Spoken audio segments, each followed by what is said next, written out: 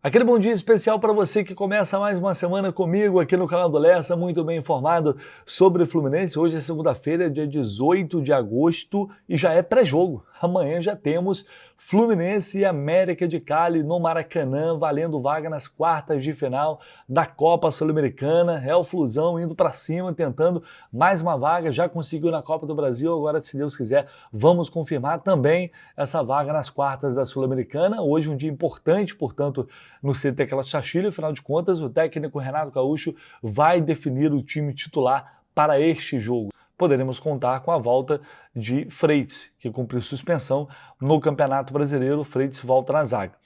E aí, é claro, o Renato poupou alguns titulares, vai voltar com esses jogadores para esse jogo. E talvez a gente tenha, acho que não dá para descartar, uma novidade em relação à galera que está no departamento médico em fase final de transição. O Otávio já tinha uma chance dele ter ido para o banco de reservas agora contra o Fortaleza, acabou não acontecendo, então isso pode sim ocorrer diante do América amanhã. Fuentes também já estava ali numa fase mais avançada de transição, talvez volte a ficar à disposição, mas tudo vai depender da atividade de hoje, né? Não tem muito como prever, a gente tem que esperar para ver e observar quais jogadores vão ali trabalhar normalmente e, claro, depois tentar apurar o que o Renato vai preparar para este confronto decisivo na Sula.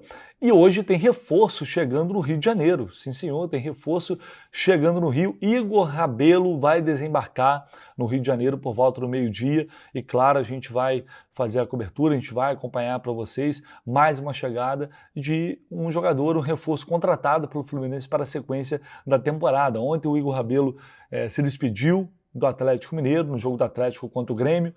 Muito emocionado, né? Foi ao gramado, chorou bastante. Depois ele concedeu entrevista ali na Zona Mista e eu vou trazer aqui um trecho dessa entrevista feita pelos amigos lá de Minas Gerais, na Zona Mista do Galo, após a partida, a derrota inclusive do Galo para o Grêmio. Bora ver o que o Igor Rabelo disse. Quando falavam de mim outras coisas, dava vontade de falar. Só que a gente tem que ser profissional e não falar algumas coisas. Me julgaram muito, muitas vezes. E, cara, hoje com a internet, a gente vê mesmo não querendo. E eu só fiquei no Galo esses anos todos porque eu acreditei no projeto, acreditei nas pessoas e eu sabia que poderia ajudar de alguma maneira. Houve possibilidade de renovação de contrato ou não? Houve em algum momento possibilidade de seu contrato renovar, estender? Não teve conversas de renovação, né? Faltam 4 meses, mais ou menos, né? Então não houve, não posso dizer que teve, porque não teve. Foi. Cara, é uma coisa que a gente poderia ter conversado, mas que não chegou até mim. E, cara, a gente tem que seguir, né, a nossa carreira, tem que continuar a ver o que outros clubes estão te indicando e oferecendo, enfim, tem que escutar outras propostas porque a gente tem que pensar na nossa carreira também, mas não houve contato do clube para a renovação. Não São Paulo, essa troca aqui. Parecia que é do São Paulo, de repente Fluminense. Cara, foi bem complicado para mim, porque realmente as duas propostas chegaram para mim, eu tive que sentar com a minha família, com a minha esposa, conversar bem com ela, né, e tomei a decisão do Fluminense, porque eu tenho alguns pontos que pesaram muito mais, um carinho pelo Fluminense, onde eu fiz a base também. Então, tinha um gostinho também de não ter feito, né, não ter chegado num profissional lá e agora eu estou podendo ter essa oportunidade. Também tem um atleta que eu considero muito, que é um dos meus ídolos. E depois a TV Globo, ele ainda falou, antes na verdade, né? Eu acho que, se eu não me engano, isso aqui foi uma exclusiva Globo. Ele falou, são vários pontos que me fizeram escolher o Fluminense. É um clube gigante, onde já trabalhei quando era da base, tem um carinho imenso, tem um ídolo, Thiago Silva, ele cita aí no final, né?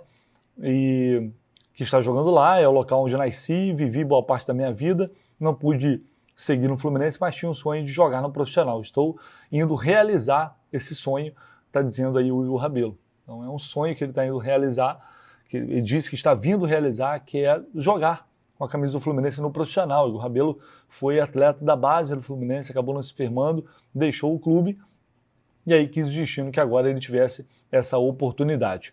Bom, a gente vai acompanhar o desembarque dele aqui. É um jogador que chega para compor o setor defensivo do Fluminense, que obviamente vai brigar pelo espaço dele, não chega com status de titular, não foi o jogador que a diretoria foi ao mercado buscar para trazer.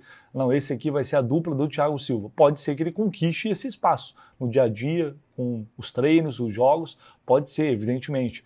Mas, como eu disse ontem, a diretoria ainda tem em mente a ideia de buscar um outro jogador para o setor, aí sim, um cara que pudesse chegar e tomar conta da posição, para ser ali considerado, em tese pelo menos, né, o titular, ao lado do Thiago Silva. Se vai encontrar esse jogador, se vai acontecer, não sei, mas o Igor Rabelo chega para, primeiro, acrescentar, aumentar o número de zagueiros do Fluminense no elenco, que era um número baixo, e eu estou falando isso aqui há muito tempo, né? Cansei de falar. O Fluminense precisava e precisa ainda de zagueiros. A gente viu o Ignacio, o Thiago Silva lesionados, machucados, o Freire suspenso e teve que recorrer a um garoto que tinha pouco tempo de profissional, aliás, quase nenhuma experiência no profissional e que, graças a Deus, deu conta do recado. Foi bem o Davi. Mas é um risco muito grande que se corre. Então ele chega para suprir essa carência de número e aí se vai agregar em qualidade, se vai conseguir se destacar, é outra situação.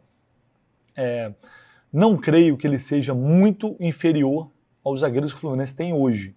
Tirando ali o Thiago Silva, não acho que o Igor Rabelo, ele está longe de ser uma contratação dos sonhos, mas não acho também que ele é um zagueiro muito abaixo do que os Fluminense têm, do que os atletas que o Fluminense tem hoje. Agora, também não é muito acima. Então, por isso eu estou dizendo já há muito tempo que não é ele o jogador que vai elevar muito o nível do setor, né? Não seria essa contratação. Enfim, mas de qualquer forma eu vou depois buscar mais informações sobre o Igor, trazer mais detalhes sobre essa passagem dele do Atlético Mineiro, esses anos no Atlético Mineiro.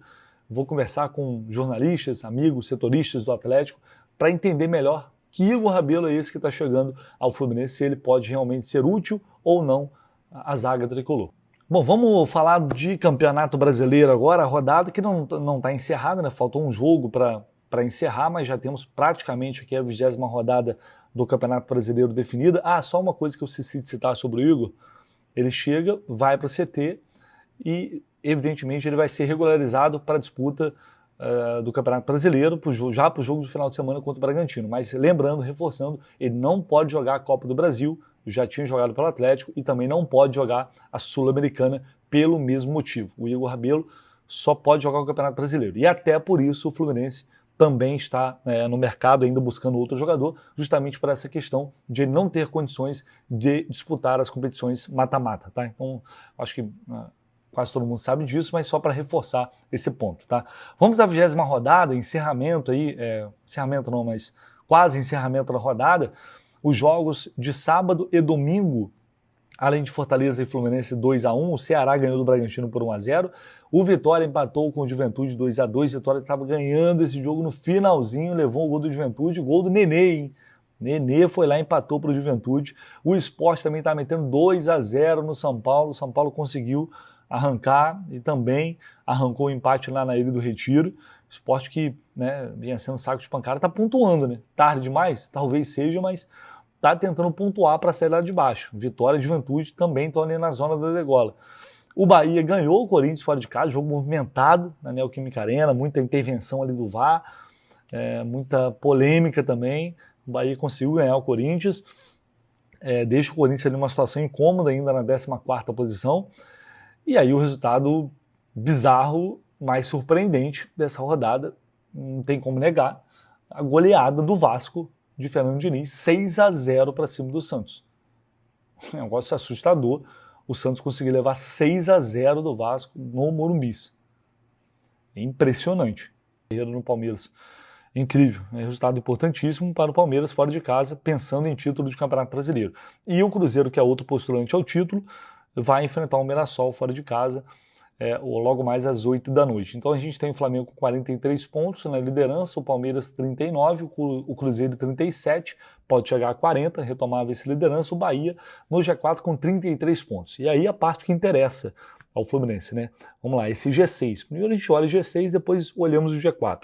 G6, o Botafogo perdeu em quinto com 29, Para ficar melhor, só se o Bahia tivesse perdido também, né? Mas beleza, vamos lá.